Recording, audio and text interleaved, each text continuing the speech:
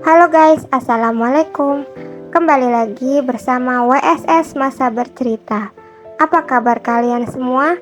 Semoga baik-baik saja ya. Hari ini aku akan menceritakan seorang wanita muda bernama Maple Batalia yang dibunuh oleh mantan kekasihnya. Simak terus ceritanya ya. Maple Batalia lahir di India pada tanggal 4 Maret 1992. Lalu dia pindah bersama keluarganya ke British Columbia, Kanada. Dia sangat dekat dengan orang tua dan saudara perempuannya. Ayah Maple menamainya berdasarkan pohon maple yang ia lihat saat mengunjungi Amerika Serikat. Sejak usia muda, Maple ingin sekali menjadi seorang aktris, model, dan belajar untuk menjadi dokter. Dia sangatlah cantik dan karismatik. Ketika Maple berusia 14 tahun, dia bertemu dengan pria bernama Gurjinder Dhaliwal. Keluarga Gurjinder sangat terkenal di daerah tersebut. Pada awalnya, hubungan Maple dengan Gurjinder tampaklah sangat baik. Mereka sangat senang mendaki pegunungan dan sangat senang melakukan aktivitas di luar ruangan. Keluarga Maple sangat suka dengan Gurjinder. Segalanya mulai berubah ketika Maple mulai fokus pada karir akting dan modelingnya. Maple juga mulai bersekolah di Universitas Simon Fraser. Gurjinder memilih bekerja sebagai bisnis angkutan truk milik keluarganya. Maple mencoba memperbaiki hubungan mereka, tetapi banyak orang, termasuk teman dekat Maple, menyadari bahwa Gurjinder sangatlah posesif dan cemburuan. Maple dilarang bermain bersama teman-temannya. Pada Agustus 2011, Maple putus dengan Gurjinder karena Gurjinder ketahuan berselingkuh. Jadi, Maple menemukan email antara dia dan wanita lain.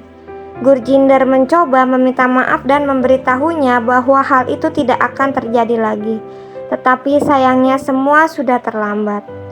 Pada tanggal 27 September 2011, Maple menghabiskan beberapa jam terakhirnya di perpustakaan sekolah bersama beberapa temannya.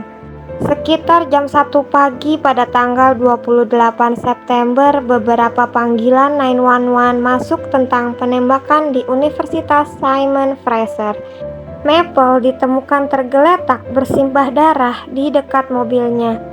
Dia telah ditikam dan ditembak, namun denyut nadinya masih lemah. Diyakini bahwa dia telah mencoba berkomunikasi dengan polisi, tetapi saluran napasnya dipenuhi banyak darah.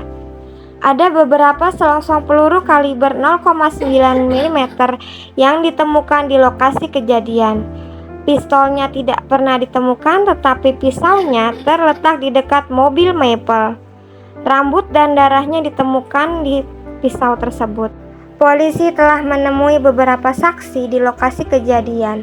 Tidak ada seorang pun yang melihat penembakan yang sebenarnya, tetapi melihat mobil putih melarikan diri dari lokasi kejadian dengan kecepatan yang sangat tinggi. Polisi mengetahui bahwa Maple baru saja putus dengan Gurjinder. Di kamar tidurnya, polisi menemukan beberapa surat dan kartu yang dikirimkan Maple dan Gurjinder satu sama lain. Maple berbicara tentang bagaimana dia ingin hubungan mereka tetap baik-baik saja. Berdasarkan tulisan Gurjinder, sepertinya dia selalu meminta maaf dan mengatakan padanya bahwa dia akan berubah. Salah satu teman Maple, Dillon, mengatakan kepada polisi bahwa dia dan Maple berada di rumah Tim Horton beberapa hari setelah perpisahan Maple. Gurjinder muncul dan langsung meninju di si Dillon.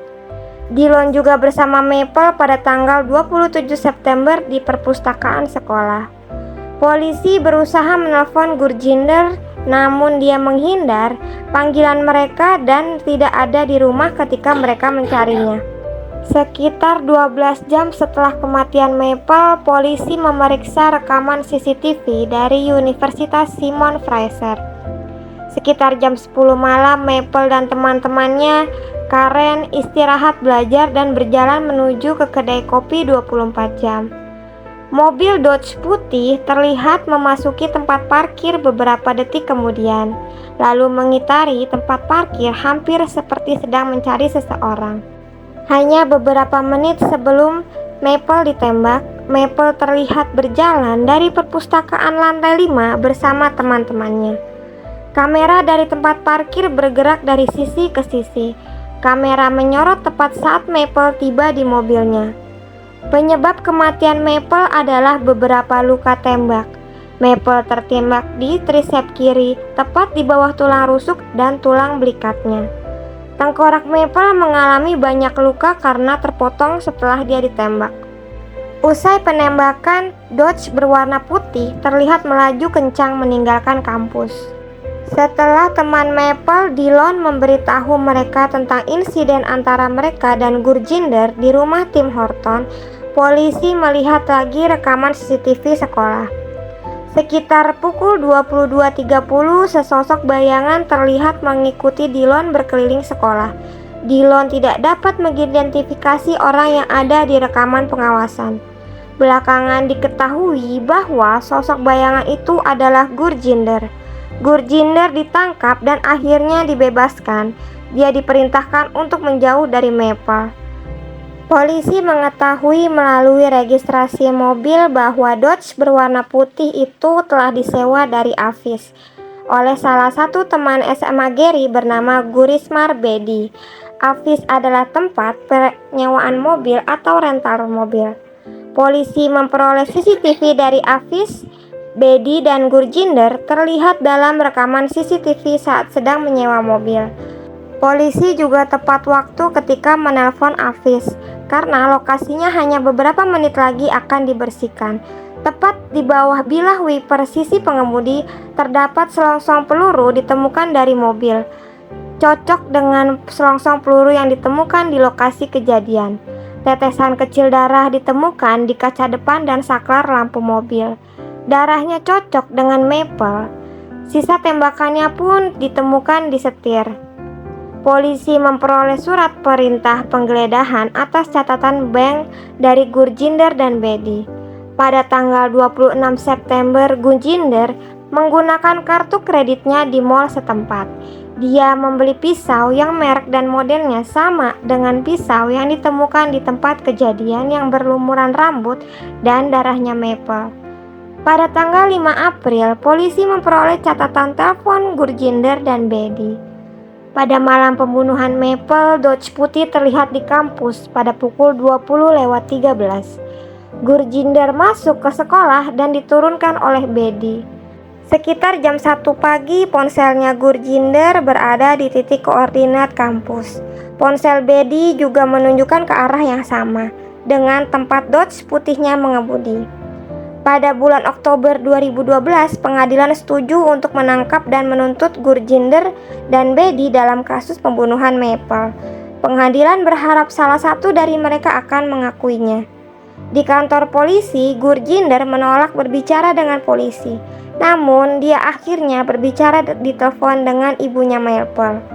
Ibunya Maple memberitahu Gurjinder bahwa dia telah memaafkannya dan memintanya untuk mengatakan yang sebenarnya.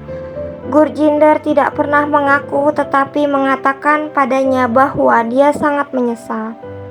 Pada tanggal 1 Desember 2012, Gurjinder didakwa melakukan pembunuhan tingkat pertama. Bedi didakwa melakukan pembunuhan dan menjadi pelengkap setelah kejadian tersebut. Pada tanggal 3 Maret 2016, Gurjinder mengaku bersalah dengan imbalan hukuman penjara seumur hidup. Sedangkan Bedi divonis 18 bulan penjara karena menjadi pelengkap saat kejadian tersebut.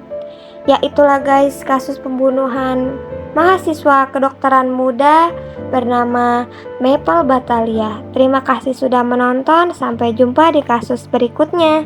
Assalamualaikum.